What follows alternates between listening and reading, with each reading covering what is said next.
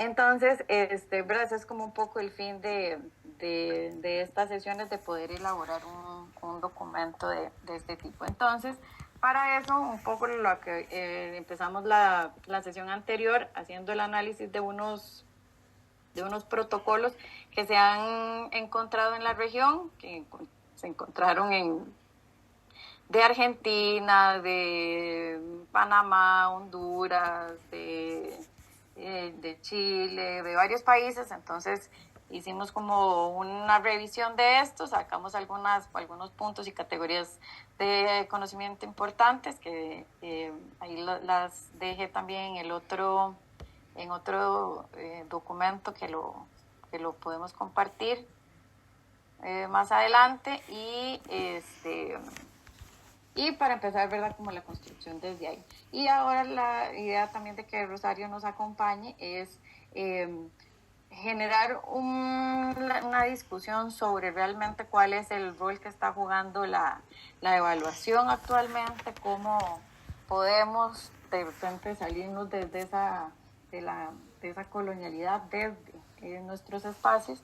Entonces, bueno, le doy la bienvenida a Rosario, que nos ha acompañado ya en algunos espacios de Valindígena también. Rosario, bueno, tiene un currículum impresionante, es de comunicación, filosofía, evaluación, es ensayista, poetisa y activista también desde hace ya bastantes años. Entonces, bueno, los dejo de una vez con Rosario para no atrasarnos más. La intervención de Rosario estamos planeando una hora y tanto, en tanto haya tal vez un poco más de discusión. Entonces,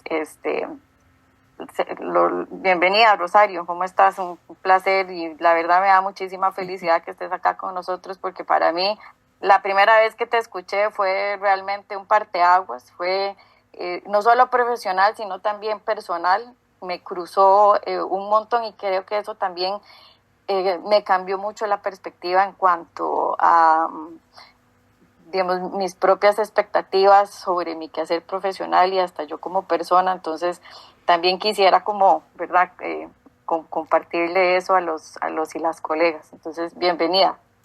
Muy bien. Bueno, muchas gracias por la invitación, muchas gracias a Rebeca y a este grupo.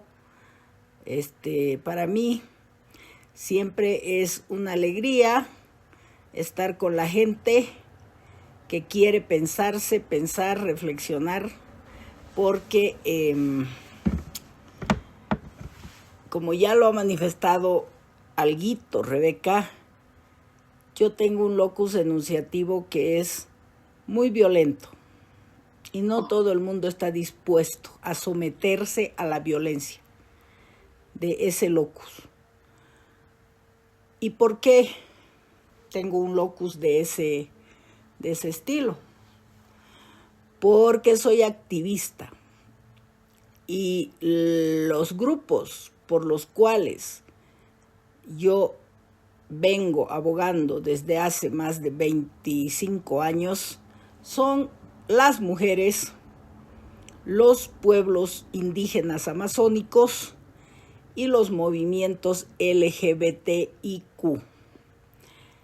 Y como ustedes pueden darse cuenta, son los grupos que están atravesados precisamente por las marcas imborrables de la colonialidad.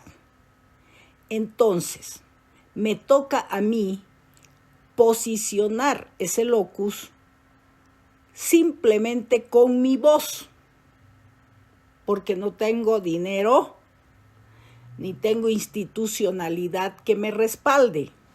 ¿Y por qué no la tengo? Por razones obvias, porque antes las tenía y las he mandado a peinar penecas. ¿Por qué las he mandado a peinar penecas? Porque son cómplices. Porque mientras yo pongo la voz y el cuerpo, ellas reman en el sentido contrario, porque tienen el dinero y tienen la fuerza.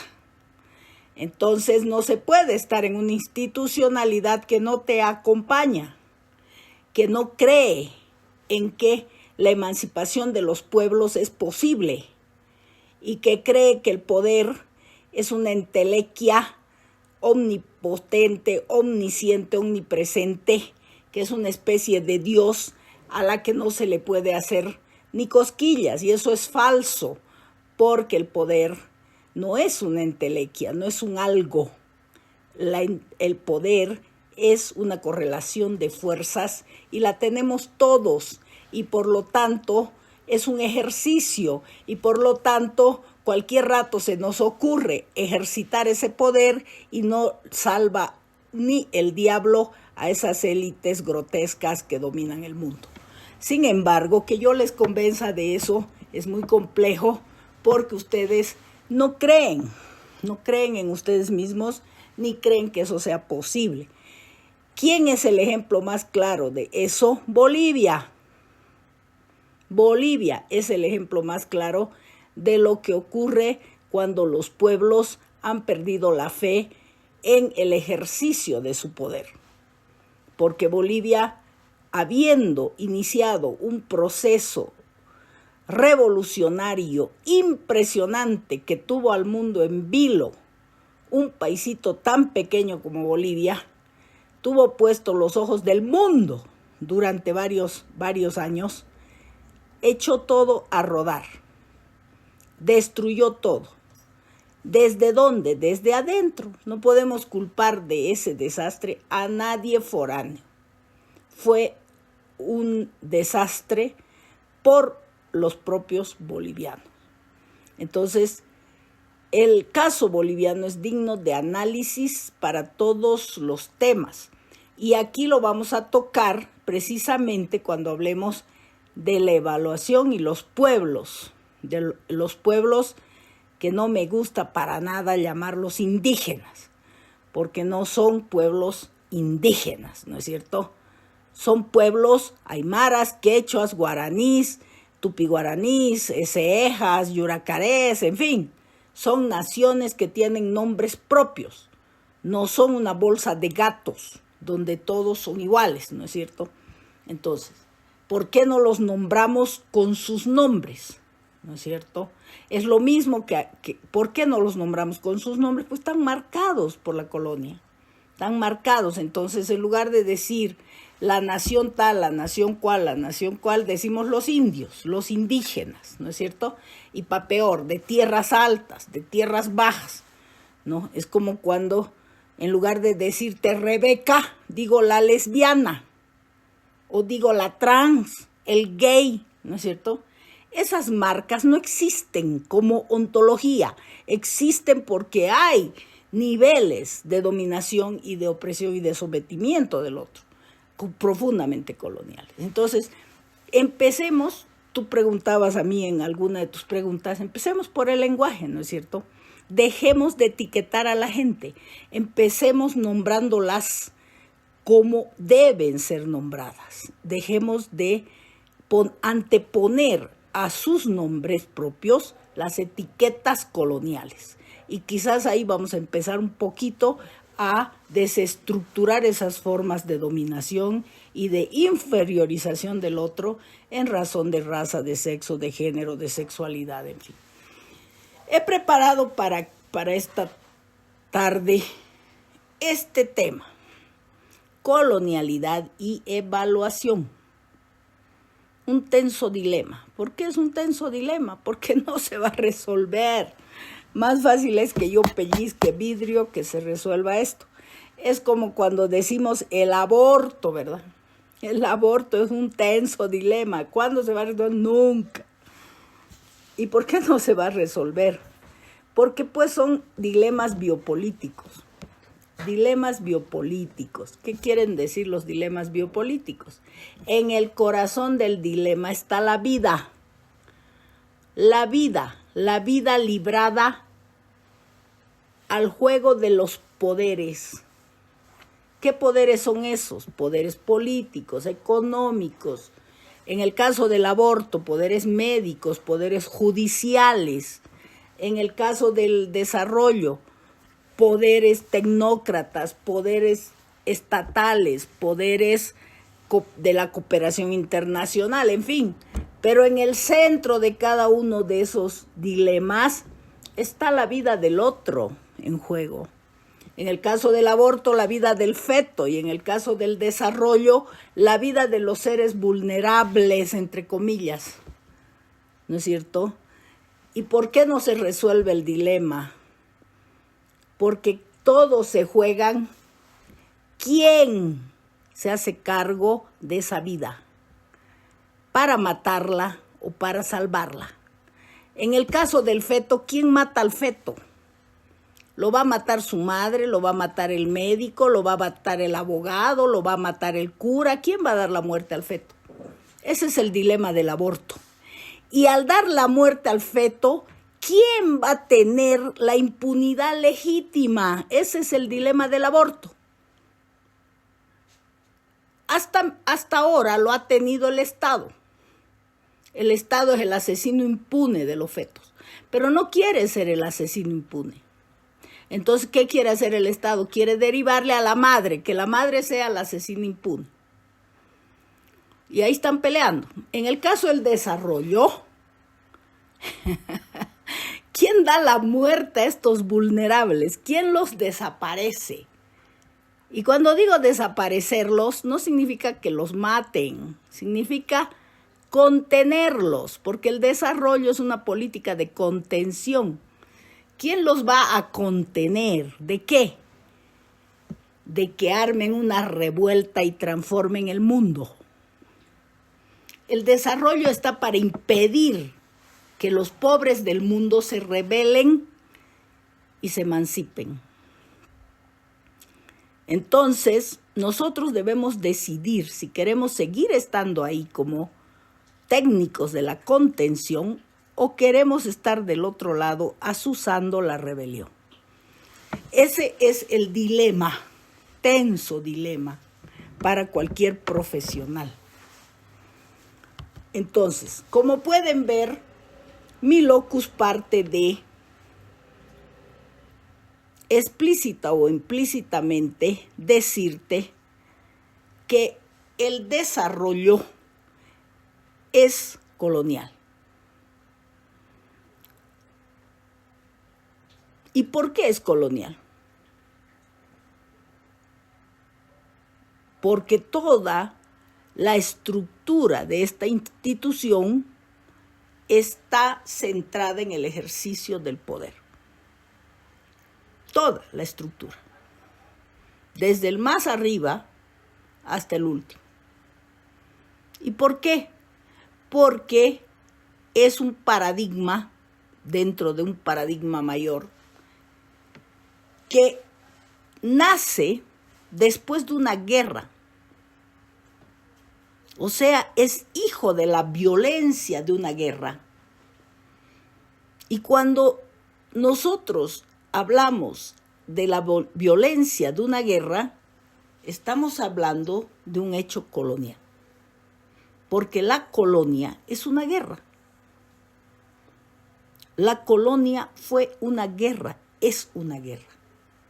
En el caso del desarrollo, nace después de la Segunda Guerra Mundial.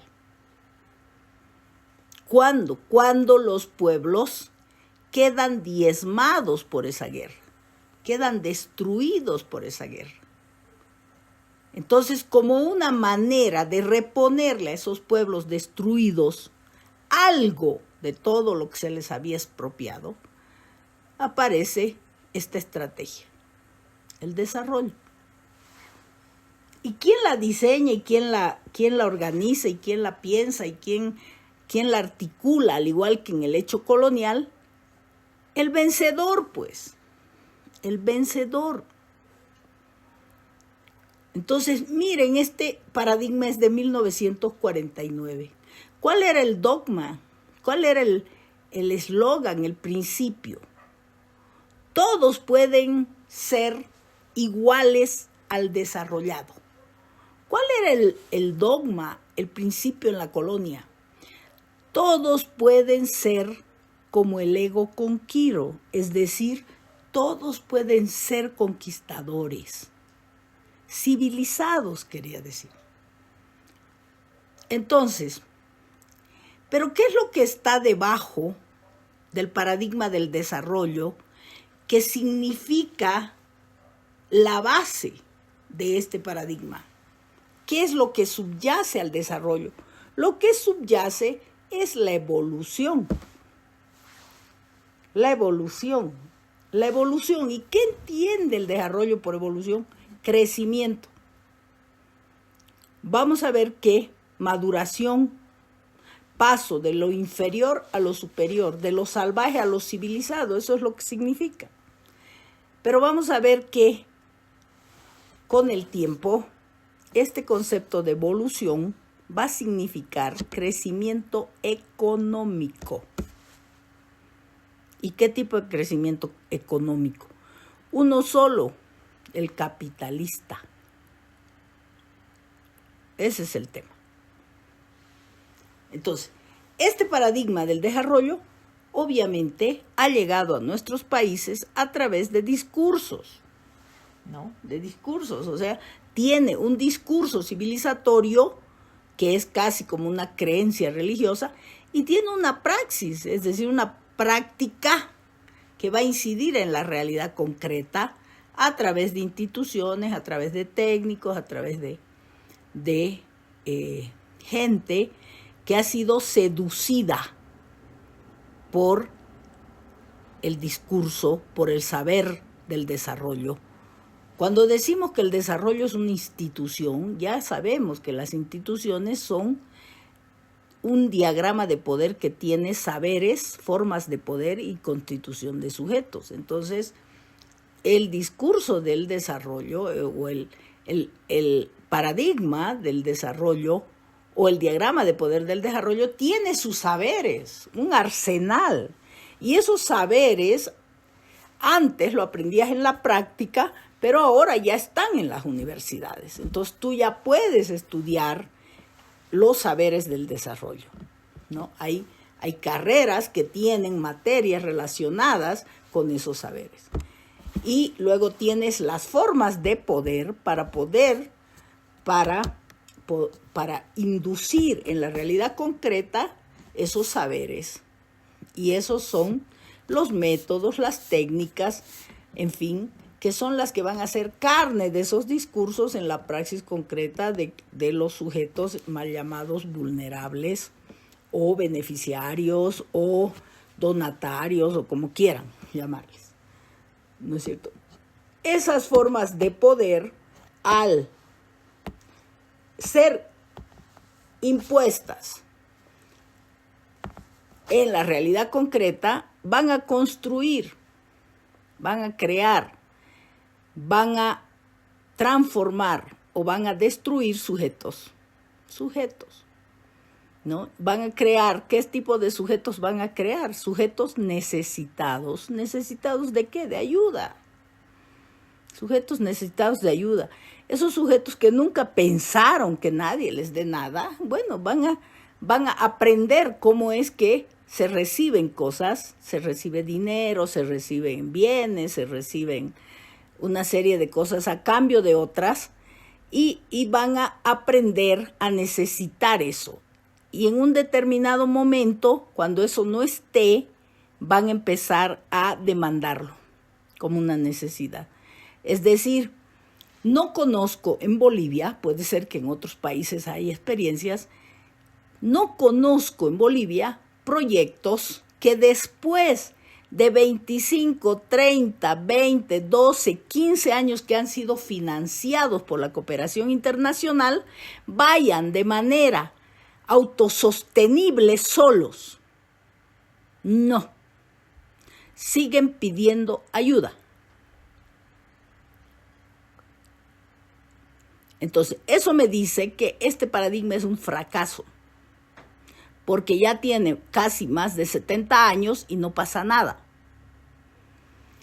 Amerita una evaluación, que no la van a hacer nunca, por supuesto. Entonces, este paradigma no es cualquier paradigma, es un paradigma que apela al conocimiento científico. Por eso tiene evaluación, porque la evaluación es una técnica que pretende la medición, que pretende generar un conocimiento científico. Es decir, ¿qué tipo de conocimiento científico? No cualquiera, el empirista, que fue el método científico hegemónico por mucho tiempo y que aún hoy, pese a todas las críticas que se le han hecho, sigue siendo nomás pesado, ¿no? En el contexto de las ciencias sociales y humanas. Entonces, estos discursos de este paradigma se basan en la solidaridad también, apelan a un imperativo moral. ¿Cuál es ese imperativo moral? Los desarrollados, como han sido los que se han beneficiado de las guerras, de las invasiones y de las avanzadas imperialistas en nuestros países, tienen la obligación ética y moral de ayudar a los subdesarrollados a desarrollarse. Y en ese contexto, pues, se introduce como natural que los países hegemónicos sean los que tienen la mayoría respecto a los países periféricos, ¿no es cierto? Y de esa manera aparece nuevamente la colonialidad para mostrarte la dicotomía entre desarrollados y subdesarrollados. Y, oh sorpresa, con los desarrollados está nuevamente el universal, ¿no es cierto? El universal que es el estereotipo al que tú debes imitar, ¿no? Porque de lo contrario no vas a lograr la mayoridad. Es decir, en este caso, no vas a lograr ser desarrollado. Entonces tienes que ver el conjunto de cualidades que tiene ese estereotipo para saber qué es lo que tú debes hacer para llegar ahí. Entonces, no solo se construye la dicotomía jerárquica valorativa, desarrollado, subdesarrollado, sino que se construye también el universal estereotipado del otro como modelo y del otro como atraso, como inferior, como estado permanente de necesidad y carencia. Y esa dicotomía, al igual que en el hecho colonial, esa dicotomía se naturaliza, ¿no? Entonces, y pa' peor, por eso decimos colonialidad del desarrollo, para peor resulta que los países subdesarrollados además van a ser los racializados. ¡Oh, sorpresa! ¿No? ¿Y cuáles son esos países racializados? Los que han sido la víctima del hecho colonial. Lindo fuera que hubiera un país desarrollado en nuestras Américas, ¿no es cierto? O entre nuestros pueblos. Pero no. ¿Eso va a ser siempre el norte o va a ser Europa? Entonces, la pregunta del millón es ¿por qué? Y dentro de nuestros países, quienes van a llevar la religión a los pobres, la religión del desarrollo a los pobres, ¡oh sorpresa! ¿Quiénes son? Racializados también. Odiosamente sospechoso, ¿no? ¿Qué significa? La blanquitud de nuestros países van a ser los tecnócratas del desarrollo. Porque parece ser que estos paradigmas coloniales se heredan. Es decir, se hereda la raza, la clase, el sexo, género, sexualidad. Es decir, se heredan las marcas coloniales. Entonces, cuando nosotros comprendemos cómo opera esa lógica, estamos claros que si estamos en ese lugar, vamos a ser extensiones reproductoras de toda esa lógica. Y como profesionales podemos preguntarnos si vale la pena estudiar 5, 10 años, para quienes tenemos doctorados y postdoctorados, son casi 10 años de estudio, si vale la pena ese estudio para contribuir al poderoso. y seguir engrosando las filas de sus reproductores en el mundo. Y ahí viene el dilema. ¿Me quedo con los privilegios que eso significa o me voy con las carencias que eso me significa, pero con otras gratificaciones que no tienen nada que ver con estatus, clase y privilegios que me va a dar el otro lado? Pero sí que tiene que ver con la emancipación de los pueblos y con la criticidad, el sentido crítico de las personas con las cuales voy a intervenir y voy a participar. Es un tenso dilema, pero es un dilema que tiene que ver con nuestra actitud y nuestro compromiso ético frente a nuestra gente. ¿Por qué decimos que el desarrollo es colonial? Pues es un patrón de dominación, ¿no es cierto? ¿Por qué? Porque se impone, es impuesto como condición sine qua non de la modernidad. El desarrollo es moderno. Nace, aparece con la modernidad, al igual que el hecho colonial. El hecho colonial aparece en la primera modernidad, siglo XV, y en la segunda modernidad, siglo XVIII, con la revolución industrial. Entre ambos, la revolución francesa, que es la cherry de la torta, porque es en esa revolución donde precisamente se articula, se crea, se inventa el paradigma civilizatorio de Occidente con pretensiones universales. ¿Qué significa eso? Que ese paradigma quiere ser el paradigma del globo terráqueo. ¿Lo ha logrado? No lo ha logrado. Afortunadamente, no lo ha logrado, pero se ha impuesto en nuestras tierras justamente. Entonces, ¿qué hacemos con eso? Bueno, es lo que estamos pensando. Países como Bolivia, y qué fue lo que se pensó en su momento, que es imperativo para nuestros pueblos y naciones preexistentes a la colonia desestructurar ese paradigma y empezar a pensar con tu cabezota propia.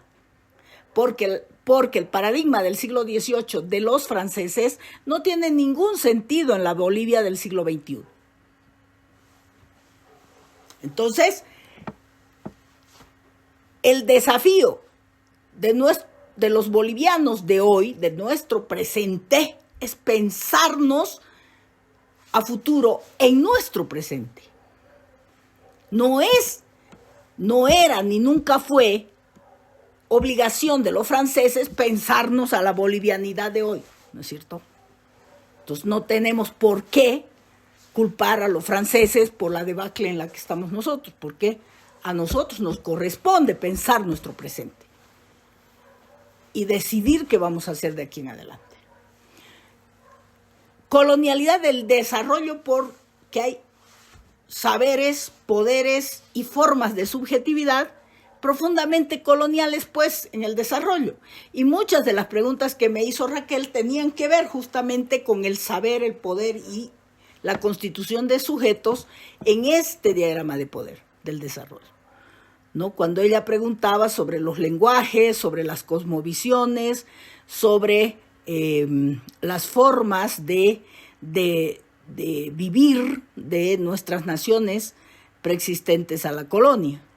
Y obviamente que esos saberes están totalmente atravesados por el saber de Occidente, que es profundamente eurocéntrico. Por ejemplo, en Bolivia, ¿por qué fracasó el proyecto del vivir bien, el proyecto del Suma Camaña, del Estado plurinacional en Bolivia? ¿Por qué fracasa?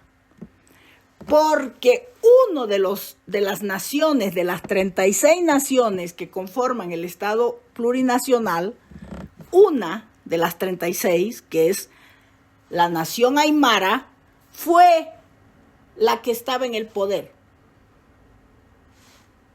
Y, ¡oh, sorpresa!, los aymaras totalmente coloniales, cabezota colonial, blanquitud total, don Evo Morales, un blanco, reproductor de toda la colonialidad.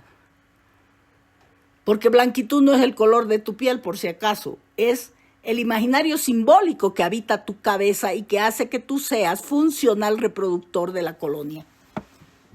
Entonces, don Evo no era blanco, pero su cabezota era blanca. Y entonces, ¿qué fue lo que hizo el mundo aymara? Lo primero que hizo fue imponer la cosmovisión aymara a las otras 35 naciones. Eso se llama colonialismo interno. Entonces, ¿qué pasa cuando tú haces eso? Las borras del mapa a todas las demás.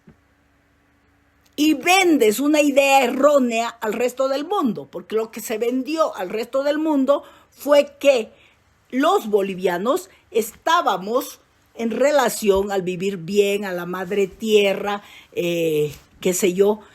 al Suma Camaña. Todos esos eran conceptos andinocentrados, porque para un amazónico como yo vengo de la Amazonía, yo soy hija de Riberalta es el corazón de la Amazonía boliviana. Para un amazónico como yo, nada de eso tiene sentido. La madre tierra no es tu madre. ¿Por qué? Porque tú no comes de la selva. El aymara sí. Él come de la madre tierra, de la Pachamama. Realmente es su mamá, la Pachamama, de un andino. Y realmente los achachilas son sus abuelitos. Y realmente el dios sol, la diosa luna, las estrellas, en fin, son pues su panteón de dioses. Porque la mirada de un andino es hacia arriba, y al mirar hacia arriba ve, ¿qué ve? Ve los cerros, ve los astros, ve la tierra. Pero si tú estás en la selva, tú miras hacia arriba y ¿qué ves? La copa de los árboles, eso es lo que ves. ¿Por qué los árboles tienen 30, 40 metros de alto? No vas a ver las estrellas, el cielo, nada de eso. Y cuando miras hacia abajo, ¿qué ves? No ves la tierra tampoco, ¿ves qué? Los ríos. ¿De dónde comes? Entonces no hay la Pachamama. La tierra selvática es forestal, no es agrícola. Entonces, fíjate cómo es muy importante el conocimiento del otro. También preguntaste sobre eso, ¿no es cierto? ¿Cómo hacemos para hacer evaluaciones que respeten? ¿Quiénes son los otros? Primero hay que conocerlos. Pero ¿qué evaluación te permite un tiempo para que tú conozcas al otro? Ninguna. Te dan un mes para que evalúes, en el mejor de los casos, y te pagan $500, a ver si con eso haces algo. ¿No es cierto? Entonces, por lo menos aquí en Bolivia yo no he visto nunca que pongan más de $2,000 para una evaluación. Y el pobre evaluador se las tiene que entender con esos $2,000. Su viaje, su viático, sus pasajes, su estadía y ramas afines. Entonces, eso es falso. Eso es una falacia. Eso me dice a mí que la cooperación es una hipócrita, que por un lado te pide que sean participativas las evaluaciones, respetuosas, que no sé qué, que no sé cuánto, y por otro lado te está diciendo, anda, haz lo que puedas y volvé. Ya está. Y cumplime con el cronograma que te he dicho. Se acabó el cuento. Entonces todo lo demás es parafernalia. ¿No? Por eso yo he sido la fundadora de Redmebol en Bolivia y he sido su presidenta 10 años y me harté y me fui.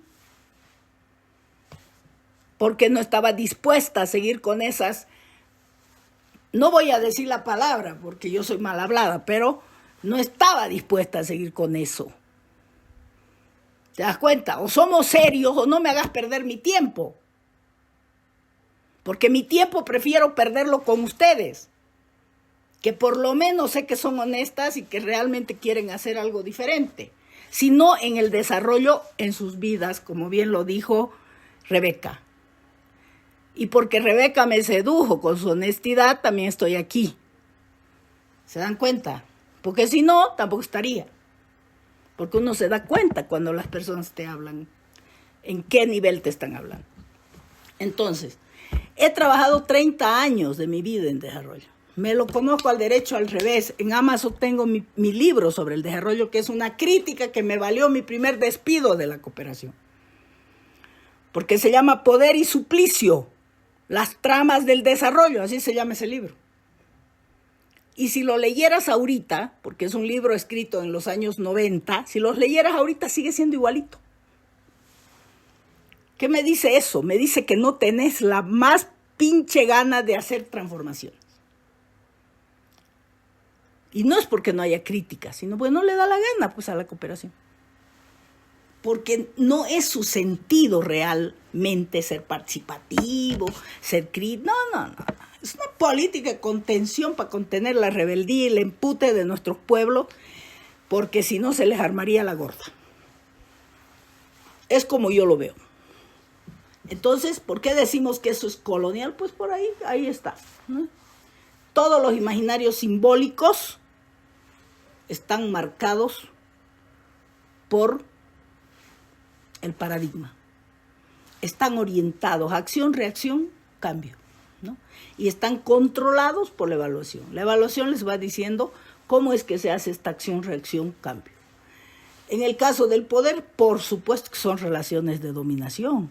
¿Cuándo serán los aymaras que nos evalúen a nosotros? ¿Cuándo seremos nosotros la blanquitud mestiza de nuestros países coloniales? ¿Cuándo seremos nosotros los que necesitemos ayuda de ellos? Nunca. ¿Qué subjetividad se construye? Ahí están pobres, vulnerables, y nos los repartimos los pobres como se reparte una torta. No te metas con los niños porque esos son míos. Los jóvenes no te metas porque son míos. Los TLGB son míos. Las mujeres son mías. Y cuando hay una mujer que es TLGB y que es niña, ¿qué pasó? Sonaste.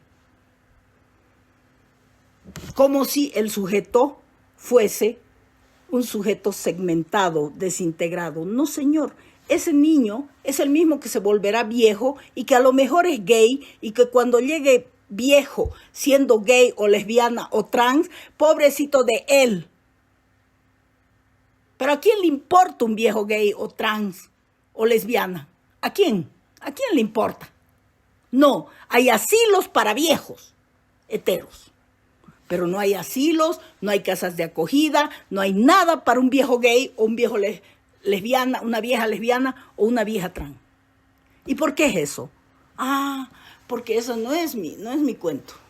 Yo solo hago con estos, yo con el otro, yo con el más aquí, más allá.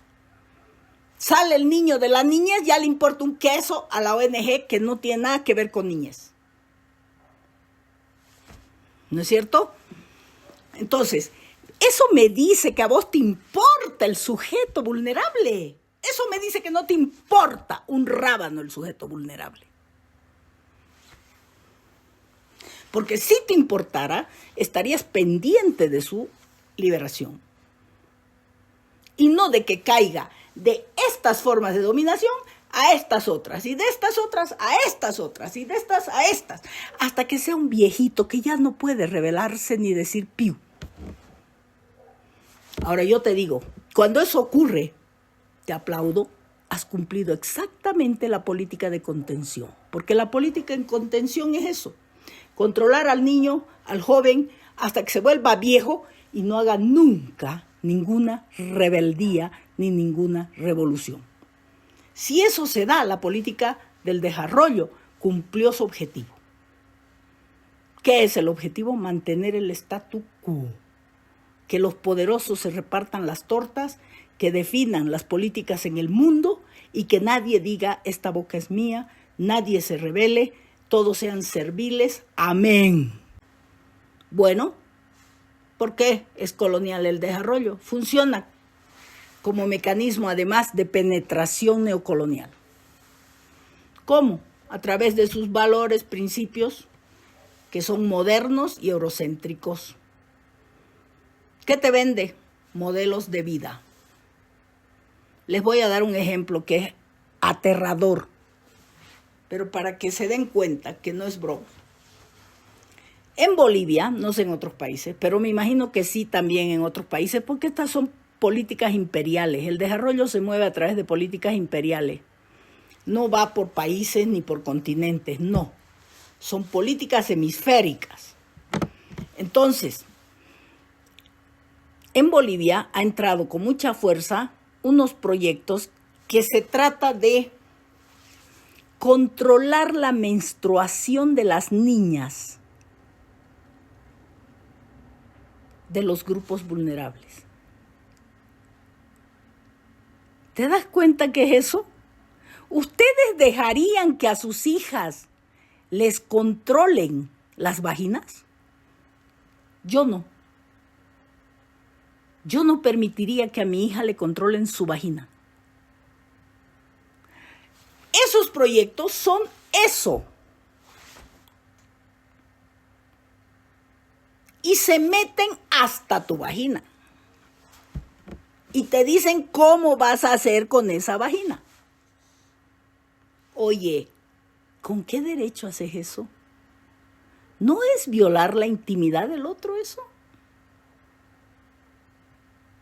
Cuando digo penetración, es penetración.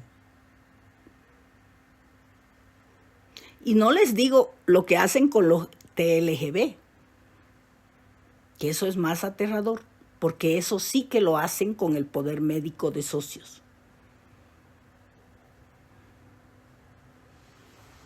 Y a partir de ahí, ¿cómo justifican eso? Porque yo les he dado duro en la prensa. He sacado varios artículos relacionados con esa violación de los derechos a la intimidad de las niñas en este caso. ¿Cómo justifican? Que es necesario controlar la higiene.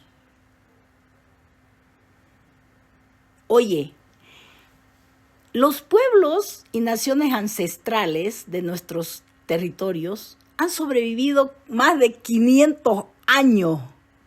¿Tú crees que porque eran cochinos? ¿Quién te dijo a vos que las vaginas de esas niñas son sucias? Porque eso es lo que está debajo de eso. ¿Ah? Te lo dijo la colonia, te dijo que las razas, ciertas razas son cochinas, huelen mal, huelen feo, son hediondas. Esto lo dijo la colonia.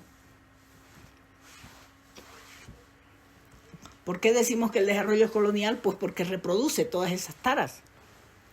Pero además tiene discursos etnocéntricos, ¿no? Ahorita, por ejemplo, hay en Bolivia una avanzada muy feroz de parte de organismos internacionales en el sentido de cambiar las normas sociales de las naciones preexistentes a la colonia. Y están metiendo un montón de plata en ese sentido. ¿Qué es lo que quieren hacer? Europa y Estados Unidos han decidido que estos pueblos, sus normas son como en la época colonial, idólatras, o son promiscuas, o son cualquiera de esos términos, ¿no? Son salvajes. Entonces hay que corregir esas normas. ¿Quién te atribuye a vos el derecho de hacer eso? Y por ejemplo, en el caso de los pueblos chimanes, que son con los que yo trabajo, los pueblos chimanes son pederastas y su pederastía es heterosexual, a diferencia de la pederastía griega, que era homosexual. ¿Qué significa que una nación, un pueblo sea pederasta? Significa que la educación de las niñas, en este caso, viene de un adulto mayor. Al igual que en Grecia, la educación de los efebos, de los jovencitos, venía a través de un adulto mayor masculino a un efebo masculino. En el caso de los chimanes, de un varón a una niña. ¿Educación en qué? Educación en las normas, en la ritualidad, en la cosmovisión del grupo. ¿No es cierto? Ahora, en esa relación de aprendizaje, de enseñanza del adulto mayor al efebo o a la niña, por supuesto que nacen relaciones de amistad, relaciones de admiración y probablemente relaciones de amor, pues, ¿no es cierto?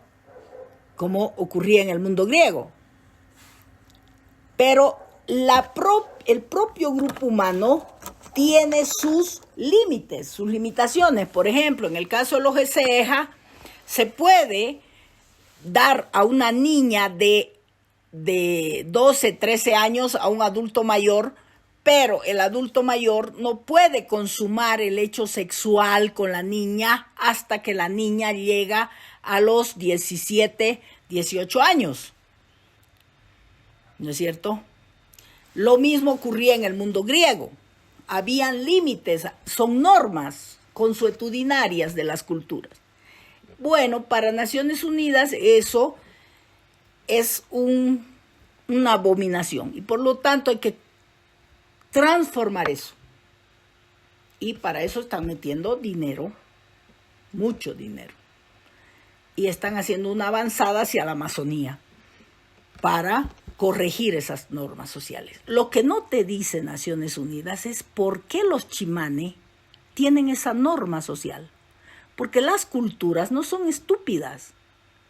No han sobrevivido miles de años porque sean tontas. ¿Te das cuenta? Los chimanes tienen un promedio de vida de 45 años. A diferencia de los blancomestizos urbanos que somos nosotros, que tenemos un promedio de vida de 85 años en Bolivia. ¿Qué significa eso?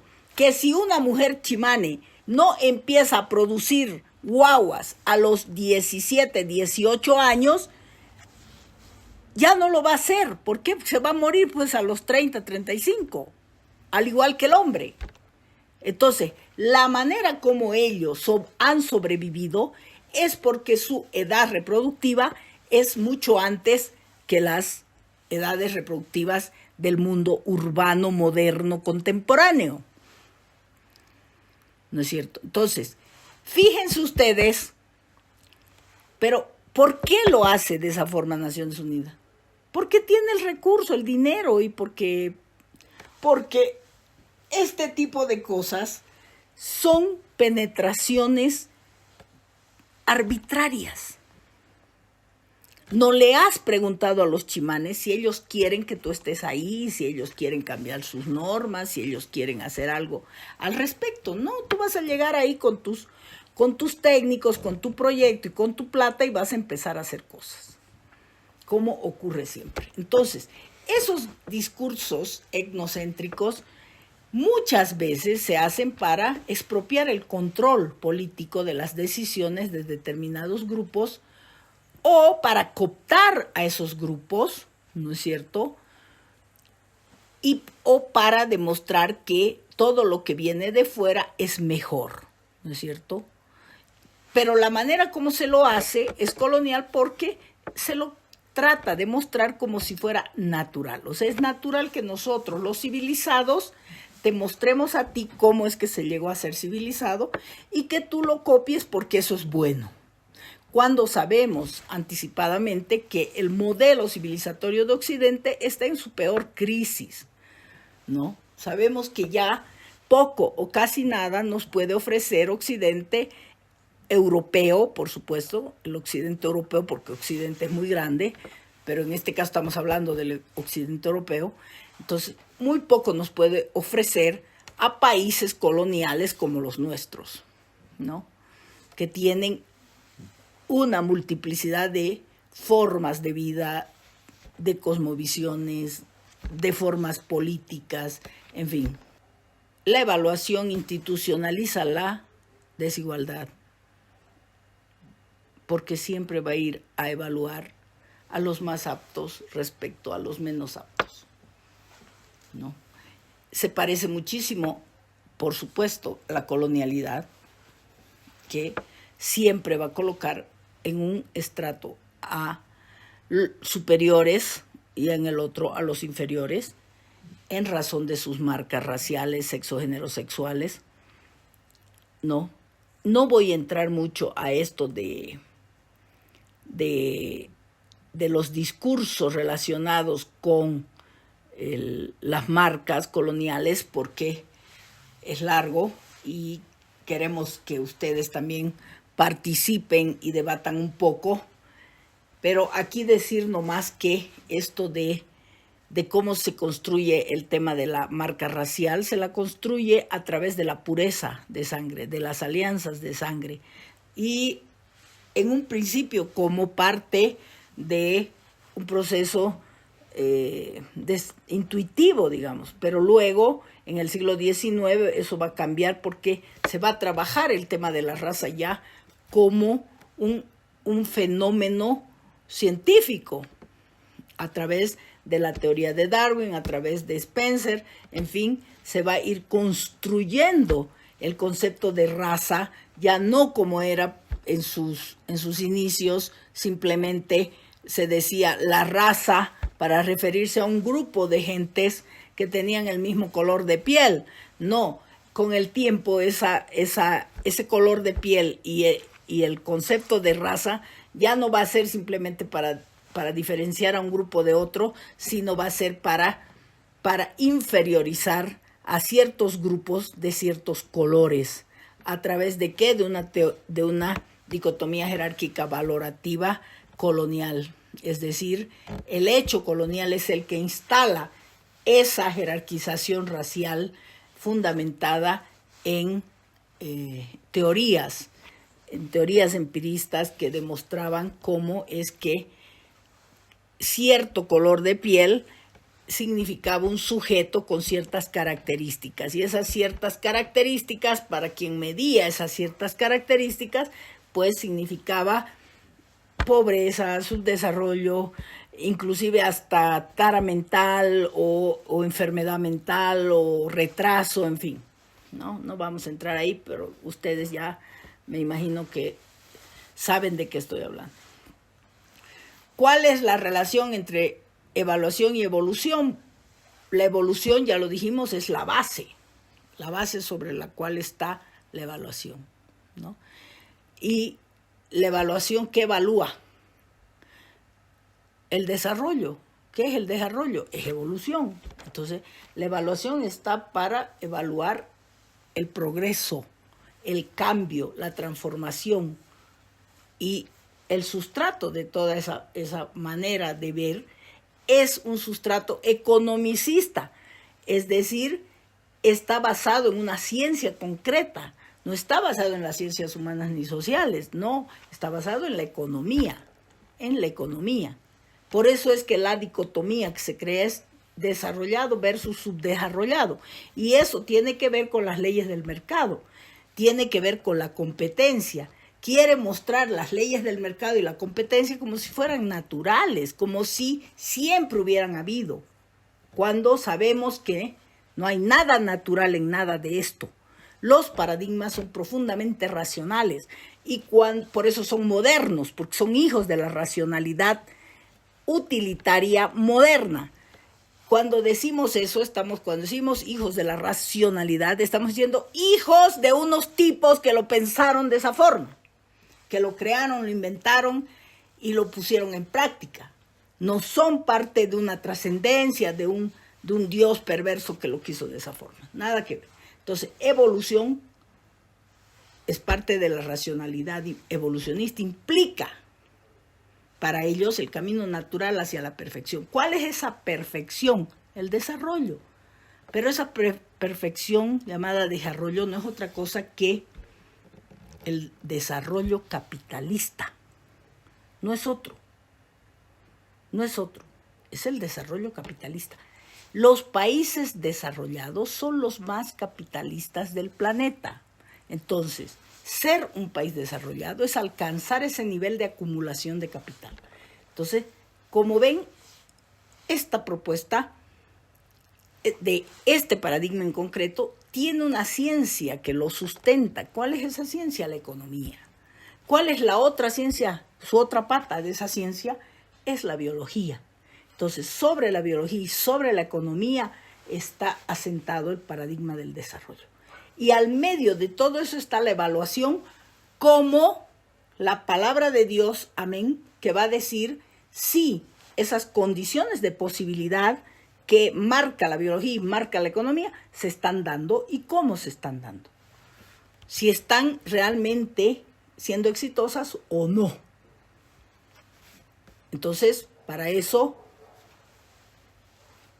podemos hablar de una genealogía de la evaluación, pero no voy a entrar en la genealogía de la evaluación porque eso es muy largo. ¿Qué quiere decir la genealogía de la evaluación?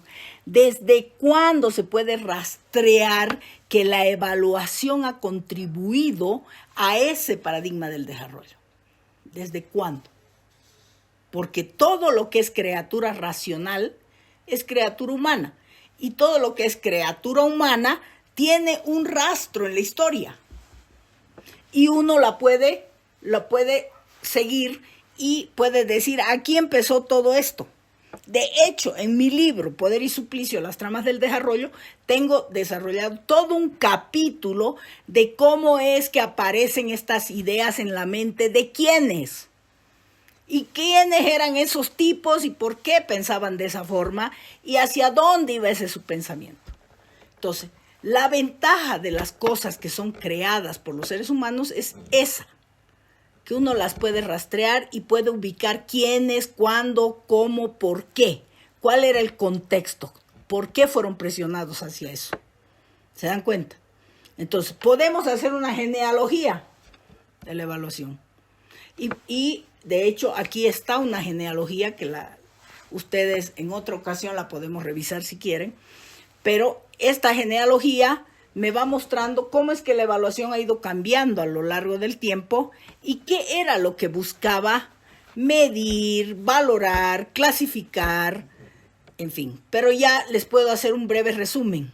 Empezó midiendo, valorando a través de parámetros que por supuesto son unilaterales y arbitrarios, la calidad de determinados procesos para ver si cambiaban o no cambiaban.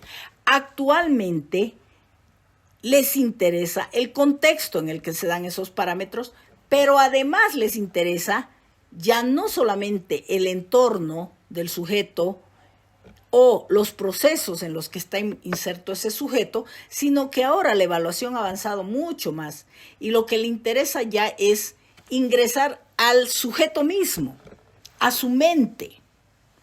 Entonces, en su mente está su construcción simbólica, sus normas sociales, sus valores, sus principios, lo que lo constituye en tanto sujeto, su ontología. ¿Se dan cuenta? Eso quiere evaluar. Ahora. Y por eso es que es bien peligroso. Porque sale y vale que me digas que los productos que estamos produciendo han disminuido, han aumentado y que eso va a repercutir en tus ingresos y que esto y que el otro.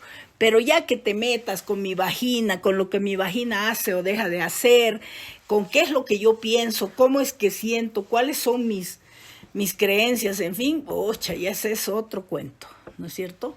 Y ahí yo pienso que lo que está en la mira son las naciones y pueblos que perviven a la colonia, es decir, esas naciones que todavía los países subdesarrollados las ven como un obstáculo.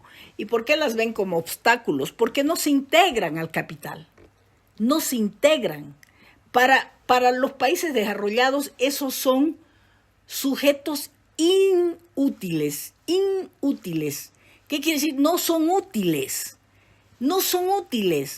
Un indio no es útil, una lesbiana no es útil, un gay no es útil. ¿Por qué? Pues no son fuerza productiva, no producen capital. Son un gasto, son un costo para los imperios. Y por lo tanto, quieren intervenir eso. ¿Por qué? Porque quieren incorporarlos a la lógica mercantil, a la lógica del capital. Eso es lo que se busca. Es un sistema, nunca hay que perder de vista que lo que está detrás de este concepto de desarrollo es un sistema capitalista. Es el desarrollo del capital. ¿Para qué voy a desarrollar? ¿Para qué voy a invertir en el ser humano? ¿Para qué voy a invertir en él? Imagínate qué le dicen al ser humano. Capital humano. Capital humano. ¿Para qué voy a invertir en el capital humano? Para que produzca. No para que sea feliz. No para que viva lindo y bello y nos amemos entre nosotros. No, para que produzcas. Esa es la lógica. Entonces, estos seres atrasados, vulnerables, discapacitados, ¿verdad?, salvajes, incivilizados y ramas anexas, son inútiles, no aportan en nada al capital. Imagínate dos gays, imagínate dos lesbianas que producen nada. El capital necesita guaguas, necesita fuerza de trabajo. Y estos tipos se dedican a amarse y les vale 3 cohetes, ¿no es cierto? Entonces, no es posible. Y van a avanzar en ese sentido. Y van a ver ustedes cuáles van a ser los ejes estratégicos hacia los cuales va a virar la cooperación con su dinero. Si es que ya no lo están viendo ustedes, porque a ustedes les llega antes las políticas imperiales que a nosotros. A nosotros nos llega, a Bolivia me refiero, nos llega 10 años después de que ha llegado a Costa Rica, de que ha llegado a los países de ustedes, lo cual es una ventaja también, ¿no? Nos permite saber qué pasó con ustedes y para preparar.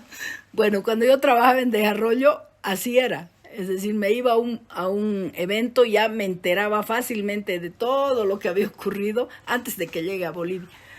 Entonces, pero para cerrar aquí y que ustedes puedan ya empezar a preguntar y todo eso, yo quisiera decir que no tenemos que perder de vista cuál es el sentido de el paradigma del desarrollo. ¿Cuál es el sentido? Aquí hay un cuadro que resume de manera drástica, ¿no?, esto que les estaba yo diciendo. Fíjense, el ejemplo es la educación. ¿Cómo se ve la educación? Se la ve como empresa. Todo se lo ve como empresa. La producción es una empresa, la educación es otra empresa, la innovación es otra empresa, hay microempresarios, hay pymes, MIPES, en fin, son empresas. ¿Y qué produce? Bienes de producción. ¿Cuál es su capital? El capital humano, pues el individuo en este caso. La cooperación es la que invierte recursos económicos en ese capital humano. ¿Para qué? Para que su aprendizaje sea de calidad en el caso de la educación. ¿Para qué? Para que pueda contribuir al desarrollo y la acumulación capitalista, ¿no? ¿Cuánto se produce? Para eso está la evaluación. Es la evaluación la que va a decir cuáles son los niveles aceptables de los aprendizajes. Ahora, ¿quién maneja los estándares de la evaluación? ¿Quién paga? Pues la inversión, ¿no? Y es arbitrario, esos estándares son arbitrarios. Fíjense que Bolivia, según los informes de Naciones Unidas en evaluación, de 42 que era su muestreo, de 41 países que era su muestreo, Bolivia está en el número 40. Después de Bolivia está Venezuela. O sea, somos el país más atrasado en educación de América y el mundo. ¿Y qué significa eso? Solo ellos lo saben, porque ellos son los creadores de los estándares. O sea, estamos pésimos en educación, supuestamente. Ahora, personas como yo decimos, claro, somos el país más revoltoso de América Latina. Entonces, eso tiene que ver mucho, seguramente, con esos estándares, ¿no? Pero ¿por qué somos uno de los países más revoltosos? Por la historia colonial que tenemos, y por los niveles de pobreza, y por los niveles de exclusión, y por la discriminación que existe, y por las marcas raciales que se conservan. Como ningún país de América Latina, nosotros tenemos el 65% de cuerpos racializados. Entonces, eso no te lo va a decir Naciones Unidas, ¿verdad? Bueno, ¿qué en definitiva va a focalizar la evaluación en un caso como la educación? Pues la administración, la gestión y en definitiva la inversión que se ha hecho versus los resultados que se han tenido. Porque a ellos otra cosa que no sea producción no les interesa. O sea, si esas personas son mejores personas, si las sociedades han mejorado gracias a un tipo de modelo educativo, si las reformas que se han hecho han sido buenas. No, eso no les interesa a ellos. Por ejemplo, la ley Avelino Ciñani en educación en Bolivia es una ley modélica. Es interesantísima esa ley, porque lo conecta al chico con su cultura, su entorno, su cosmovisión, con todo eso, ¿no es cierto? Entonces, ¿cómo no hemos salido pues, en primer lugar en innovación, ¿no es cierto?, de la educación? Pero ¿acaso uno de los indicadores va a ser ese? Nunca va a ser, pues, no. Porque nosotros no tocamos pito en los estándares de la evaluación a nivel global. Lindo sería que digan a Bolivia qué indicadores los bolivianos podrían proponer para que les interese a ustedes, ¿no ves? Ahora estamos haciendo una evaluación educativa, entonces ustedes podrían colaborar diciendo, entonces tal vez nosotros hubiéramos dicho, pues bueno, queremos ver qué pasó con nuestra ley Avelino Ciñani, que es innovadora, que viene desde abajo, ¿no? Que ha involucrado cierto... Nada que ver eso. Entonces, bueno, me voy a quedar ahí para que podamos empezar a participar y a bueno, comentar algunas inquietudes que tengan.